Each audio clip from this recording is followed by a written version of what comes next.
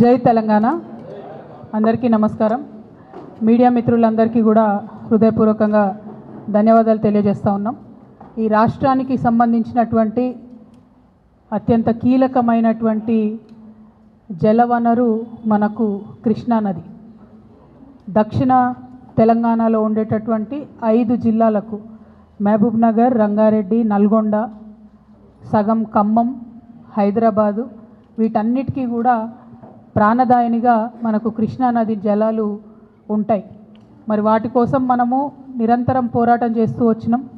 తెలంగాణ ఉద్యమ సందర్భంలో కూడా ప్రధానంగా జల సాధన విషయంలోనే మనము ఉద్యమాన్ని నిర్మించుకోవడం జరిగింది. అది ప్రజలందరికీ తెలిసిన విషయమే. అదేవిధంగా ఉమ్మడి ఆంధ్రప్రదేశ్ ఉన్నటువంటి సందర్భంలో కూడా నదీ జలాల పంపిణీ విషయంలో, ప్రత్యేకించి కృష్ణానది విషయంలో కూడా మరి అనేక సందర్భాల్లో చర్చించి ఫైట్ చేసినటువంటి విషయాన్ని కూడా ప్రజలందరూ గమనించుకోవాలి. మరి ఆనాడు ఉమ్మడి ఆంధ్రప్రదేశ్లో ఉన్నప్పుడే మనకి ఇబ్బంది అవుతుంది కృష్ణానది కర్ణాటకను దాటి రావడం అని చెప్పి పెద్ద ఎత్తున సుప్రీంకోర్టులో కేసేస్తే ఆల్మట్టి డ్యామ్ హైట్ పెరగకుండా ఉమ్మడి ఆంధ్రప్రదేశ్లోనే మనందరికీ కూడా స్టే వచ్చింది. అటువంటి స్టేను ఇప్పుడు కర్ణాటక ఉల్లంఘిస్తూ మరి 1,70,000 ఎకరాలను సేకరించడానికి 70,000 కోట్లను రిలీజ్ చేస్తూ మొన్న కర్ణాటక ప్రభుత్వం నిర్ణయం తీసుకున్నది. ఆ తీసుకున్నటువంటి నిర్ణయం మీద తక్షణమే మహారాష్ట్ర ముఖ్యమంత్రి గారు స్పందించారు. వీళ్ళు ఇట్లా 5 మీటర్లు ఎత్తు పెంచుకుంటే 100 టీఎంసీలు నీళ్లు నిల్వ కృష్ణాలో ఉంచుకుంటే మా మహారాష్ట్రలో 2 జిల్లాలు మునిగిపోతాయి కాబట్టి మేము దీనికి ఒప్పుకోము, మేము సుప్రీంకోర్టుకు పోతామని మహారాష్ట్ర ముఖ్యమంత్రి గారు, భారతీయ జనతా పార్టీ అక్కడ అధికారంలో ఉంది, వాళ్ళు ప్రకటించడం జరిగింది. మరిగా మన తెలంగాణ అత్యంత దారుణంగా మనం దుఃఖపడతాం. ఒకవేళ ఆల్మట్టి కనుక 5 మీటర్లు హైట్ పెంచుకొని 100 టీఎంసీలు కనుక వాళ్ళు నిలవ ఉంచుకుంటే నిజంగా కూడా మన తెలంగాణ ప్రాంతంలో ఉన్న కృష్ణా నదిలో క్రికెట్ ఆడుకున్నాడు తప్ప ఇంకో దానికి పనికిరాని పరిస్థితి వస్తుంది. ఇప్పటికే నారాయణపూర్ దాటి ఆల్మట్టి దాటి మన తెలంగాణకి కృష్ణా నది రావడానికి ఆగస్టు దాటిపోతుంది. అయితే బీభత్సంగా వర్షాలు పడితే తప్పితే వరద రానటువంటి పరిస్థితి మనకి ఇప్పటికే ఉన్నది.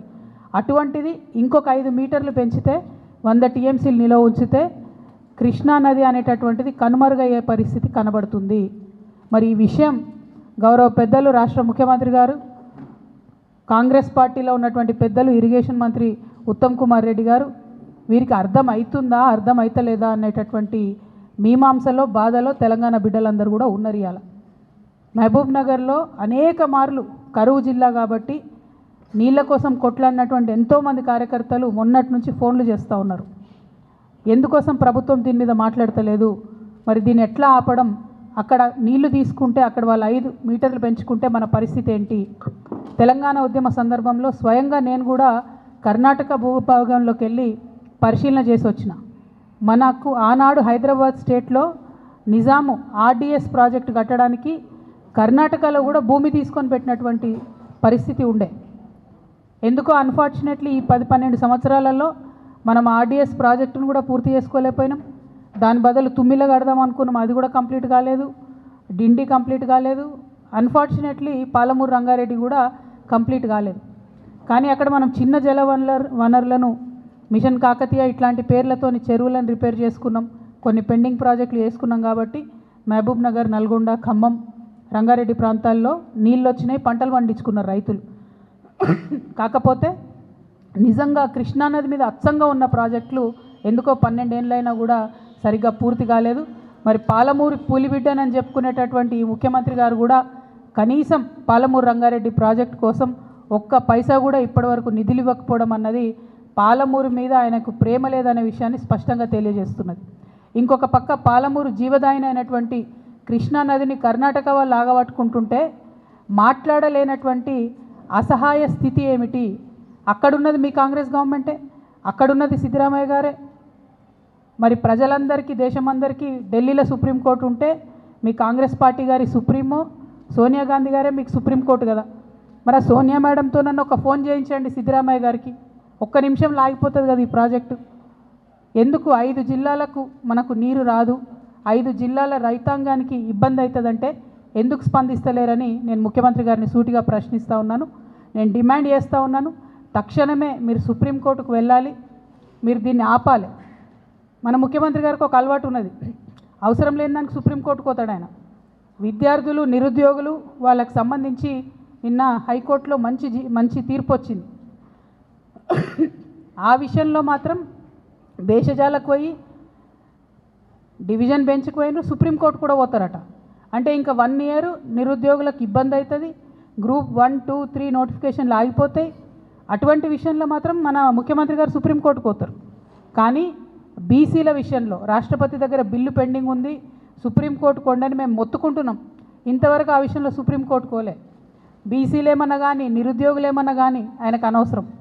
ఎవరు హ్యాపీగా ఉండాలి? కాంగ్రెస్ పార్టీ బాగుండాలి, సోనియా గాంధీ గారు హ్యాపీగా ఉండాలి, సిద్ధరామయ్య గారు పక్క రాష్ట్రంలో హ్యాపీగా ఉండాలి. కాబట్టి మన నీళ్ళ విషయంలో సుప్రీంకోర్టుకు పోరు. నేను డిమాండ్ చేస్తూ ఉన్నా, మీ వైఖరిని తెలంగాణ ప్రజలు గమనిస్తూ ఉన్నారు.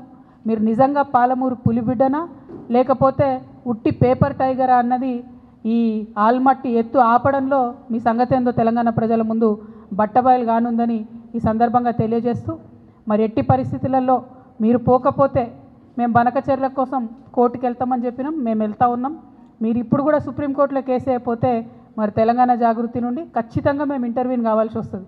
ఎందుకంటే మీకోసం వెయిట్ చేసుకుంటూ మీనమాషాలు లెక్క పెట్టుకుంటే అయ్యగారి కోసం అమాస ఆగదన్నట్టు మొత్తం వాళ్ళు నీళ్లు దోసుకుపోయే పరిస్థితి ఉంది. ఒక పక్కనేమో గోదావరిలో చంద్రబాబు నాయుడు గారు దోసుకుపోతుంటే చూసుకుంటూ ఊరుకుంటారు, ఇంకో పక్కనేమో కృష్ణా నదిని వాళ్ళు ఆడ ఆగబడుతుంటే మీ కాంగ్రెస్ ప్రభుత్వం ఉంది కాబట్టి చూసుకుంటూ ఊరుకుంటారు. ఇది కరెక్ట్ వైఖరి కాదు. దీని మీద తక్షణమే ముఖ్యమంత్రి గారు స్పందించాలని నేను డిమాండ్ చేస్తున్నా. ఎట్ ద సేమ్ టైం నేను అనేక మార్లు చెప్పిన, మన నాగార్జున సాగర్ డ్యామ్ని వీళ్ళు అధికారంలోకి వచ్చిన కొత్తలనే కేంద్ర ప్రభుత్వానికి ఇచ్చేసి వచ్చిండ్రు. ఇప్పుడు పరిస్థితి ఏంటంటే చిన్న రిపేర్ వర్క్ చేయాలి నాగార్జున సాగర్లో అంటే 2 నుంచి 3 నెలలు పడుతుంది. వీళ్ళు కేఆర్ఎంబీకి రాయాలి, కేఆర్ఎంబీ ఇంకెవరికో రాయాలి, అక్కడ నుంచి పర్మిషన్ రావాలి. అంటే మన భూభాగంలో మన డబ్బులతో కట్టిన ప్రాజెక్టులకు కూడా పర్మిషన్లు వస్తున్నాయి, పర్మిషన్లు రానటువంటి పరిస్థితి. కాబట్టి దీని మీద కూడా తక్షణం స్పందించాలి. అన్నిటికన్నా ఇంపార్టెంట్, ఇప్పుడు కృష్ణా వాటర్ బోర్డు మీటింగ్ మన జరగబోతూ ఉన్నది హైదరాబాద్లో. కృష్ణా ట్రిబ్యునల్ హియరింగ్ జరుగుతూ ఉన్నది హైదరాబాద్లో, ఈ వారంలో జరుగుతున్నది. నా డిమాండ్ ఏంటంటే ఆల్మట్టి ఎత్తు పెంచుతున్నటువంటి ఈ క్లిష్ట సమయంలో ఉత్తమ్ కుమార్ రెడ్డి గారు కాదు, వారితో పాటు రాష్ట్ర ముఖ్యమంత్రి హోదాలో రేవంత్ రెడ్డి గారు కూడా అటెండ్ అవ్వాలి. మీరు అటెండ్ అయితేనే మనకు రావాల్సినటువంటి న్యాయం జరుగుతుంది, మనకు దక్కాల్సినటువంటి వాటా దక్కుతుంది. మీ సిన్సియారిటీ ఏందో కూడా ప్రజలకు అర్థమవుతుందని చెప్పి ఈ సందర్భంగా నేను డిమాండ్ చేస్తూ ఉన్నాను. మరి తెలంగాణ జాగృతి పదే చెప్పిన విషయం మళ్ళొకసారి గుర్తు చేస్తున్నా. ఇదంతా ఎందుకు జరుగుతుందంటే నీళ్ళ విషయంలో ఆంధ్రాలో పనిచేసినటువంటి ఆదిత్యనాథ్ దాస్ గారిని తెలంగాణకు అడ్వైజరీగా పెట్టుకున్నప్పటి నుంచే ఈ ఇబ్బందులన్నీ జరుగుతున్నాయి. వారిని తక్షణమే తొలగించండి. వారికి మన తెలంగాణ మీద ప్రేమ ఎందుకుంటుంది? కనీసం మీకుందని మీరు నిరూపించుకోండి, మీరు ఆలోచన చేయండి, కృష్ణానదిని కాపాడండి అని చెప్పి నేను ప్రభుత్వాన్ని డిమాండ్ చేస్తూ ఉన్నాను. Thank you. జై తెలంగాణ, జై జాగృతి. Krishna thank you. జై తెలంగాణ.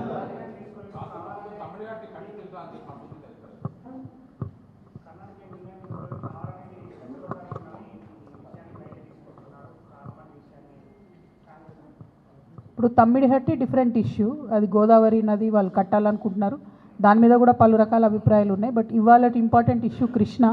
మీరు అన్నట్టు వాళ్ళు చెప్పకపోవడం ఏం లేదు, బాజాప్తా కర్ణాటకలో క్యాబినెట్ మీటింగ్ పెట్టి వాళ్ళు 70,000 కోట్లు ఫేజ్ వైజ్గా ఎట్లా రిలీజ్ చేస్తామని ఫండ్స్ కూడా వాళ్ళు రిలీజ్ చేయడం జరిగింది.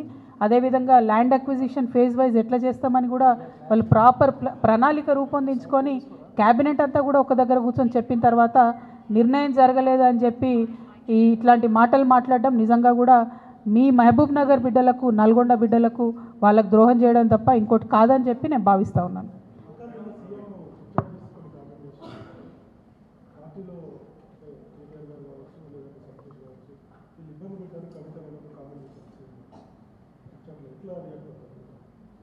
ఇప్పుడు సీఎం గారు ఏమన్నారన్నది నాకు తెలియదు, కానీ తెలంగాణ ప్రజలు అనుకుంటున్న విషయమే కదా అది, తెలంగాణ ప్రజలందరూ గమనిస్తున్న విషయమే.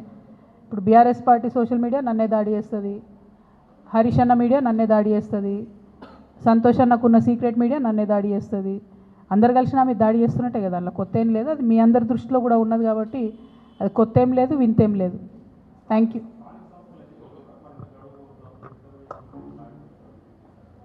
ఎక్కడ మాట్లాడిరండి? ఒక్కసారి కూడా కనీసం బీసీల మీటింగ్ రివ్యూ తీసుకోవడం లేదు సీఎం గారు.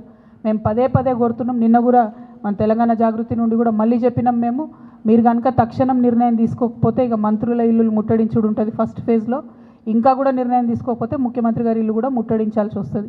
ఎందుకంటే 30 తారీఖు నాడు ఎన్నికలని చెప్తే కూడా కనీసం బాధ్యత లేకుండా మాట్లాడకుండా చివరి నిమిషంలో కోర్టుకు పోదాంలే అనేటటువంటి ఒక వైఖరి నిర్లక్ష్యపూరితమైన వైఖరి రాష్ట్ర ప్రభుత్వం చేస్తూ ఉన్నది. ఇది బీసీలను వారు పట్టించుకోవట్లేదు అనడానికి సంకేతం.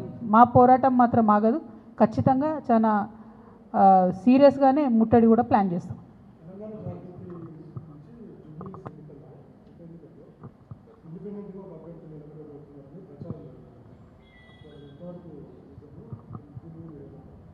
జై తెలంగాణ. Thank you.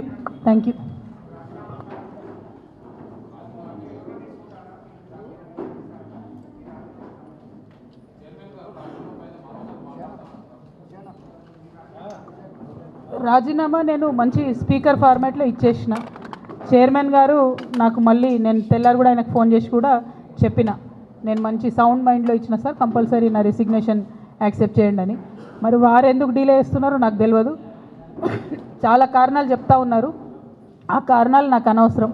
నేను రాజీనామా చేసినాను. బీఆర్ఎస్ పార్టీ ద్వారా నాకు వచ్చినటువంటి పదవి ఆనాడు వద్దనుకున్నా, ఇవాళ కూడా వద్దనుకుంటున్నా. మళ్ళీ పంపమంటే మళ్ళీ పంపుతా ఉత్తరం, నాదేం ప్రాబ్లం లేదు. Thank you. ఏం అడగలే, నాకు ఎక్స్ప్లెనేషన్ అడగలే, ఏం అడగలే.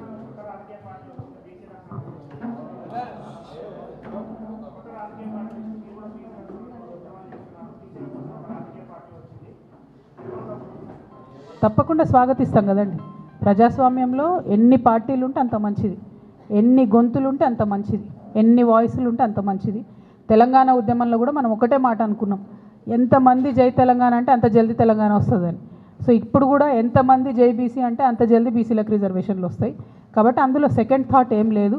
తప్పకుండా స్వాగతిస్తాం. Thank you. జై తెలంగాణ. ఇంకా చాలా మాట్లాడేది ఉండేనా మనం?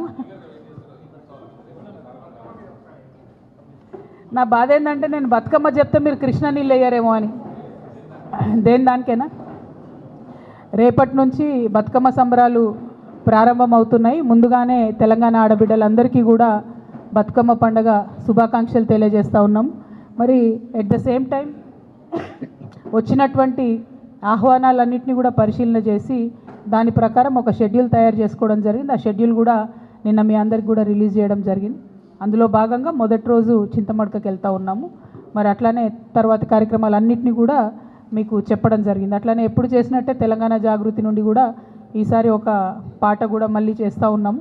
దాన్ని మాటల తిరుపతి గారు సోదరుడు తను రాసిండ్రు, మంగ్లీ పాడుతున్నది. సో ఈరోజు ఈవినింగో రేపు మార్నింగో అది కూడా రిలీజ్ అవుతుంది. సో అట్లా ఎప్పుడు చేసినట్టు బతుకమ్మ సంబరాలు ఎక్కడ తగ్గకుండా చేయాలని అనుకున్నాం. పోయినసారి మీకు తెలుసు, రాజకీయంగా క్లిష్ట పరిస్థితులలో పోయినసారి హాజరు కాలేనటువంటి పరిస్థితి ఉండే. ఈసారి అన్ని చోట్ల బతుకమ్మ చేసుకోగలగడం అన్నది చాలా సంతోషాన్ని ఇచ్చే విషయం. అయితే ఈ సందర్భంగా ముఖ్యమంత్రి గారిని నేను మళ్ళీ డిమాండ్ చేస్తున్నా, బతుకమ్మకు చీరలు ఇచ్చినారు ఇదివరకు, మీరు ఒకటి కాదు నేను 2 ఇస్తా అని చెప్పారు. 2 లేవు, 1 లేదు, ఎక్కడా లేదు. కాబట్టి బతుకమ్మకు మా ఆడబిడ్డలందరికీ చీరలు ఇవ్వాలని చెప్పి డిమాండ్ చేస్తూ ఉన్నాను. ఎట్ ద సేమ్ టైం దాన్ని ఆ చీరకు ఇంద్రమ్మ అని పేరు పెట్టకుండా బతుకమ్మ చీరను ఉంచితేనే బెటరు. ప్రతి సందర్భంలో తెలంగాణ యొక్క అస్తిత్వాన్ని తుడిచేసేటటువంటి కుట్ర జరుగుతున్నది మీ ప్రభుత్వంలో. అట్లా కాకుండా బతుకమ్మకు మీరు చీర ఇస్తే బతుకమ్మ చీర పేరుతోనే ఇవ్వండి, లేదా ఏదైనా తెలంగాణ ఆడబిడ్డ పేరుతో ఇవ్వండి. అంతేగాని ఇంద్రమ్మ పేరుతో మాత్రం ఇవ్వద్దు. ఇప్పటికే కుట్రపూరితంగా ఈ ప్రభుత్వం తెలంగాణ తల్లి దగ్గర నుండి బతుకమ్మను దూరం చేసింది. ఇప్పుడు తెలంగాణ ఆడబిడ్డల దగ్గర నుంచి బతుకమ్మ చీరను దూరం చేసింది. ఇటువంటి పరిస్థితి రాకుండా శ్రద్ధ పెట్టి ఆడబిడ్డల పట్ల గౌరవాన్ని, మన పండగలు, మన సంస్కృతి పట్ల గౌరవాన్ని పెంపొందించే కార్యక్రమాలు ప్రభుత్వం చేయాలని చెప్పి నేను డిమాండ్ చేస్తాను.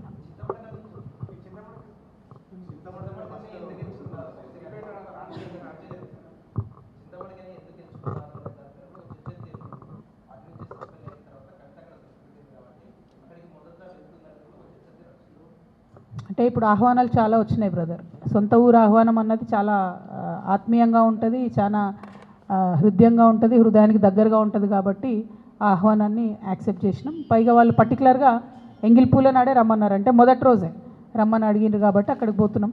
ప్రత్యేకంగా రాజకీయపరమైనటువంటి ఇంపార్టెన్స్ మీరు ఎట్లా నేను వద్దన్న ఆపాదిస్తారు అని అట్లా నాకు తెలిసిన విషయమే.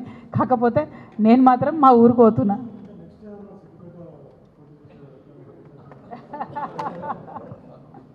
అంత దూరం ఆలోచన చేయలే బ్రదర్, అంత దూరం ఆలోచన చేయలే. Thank you so much.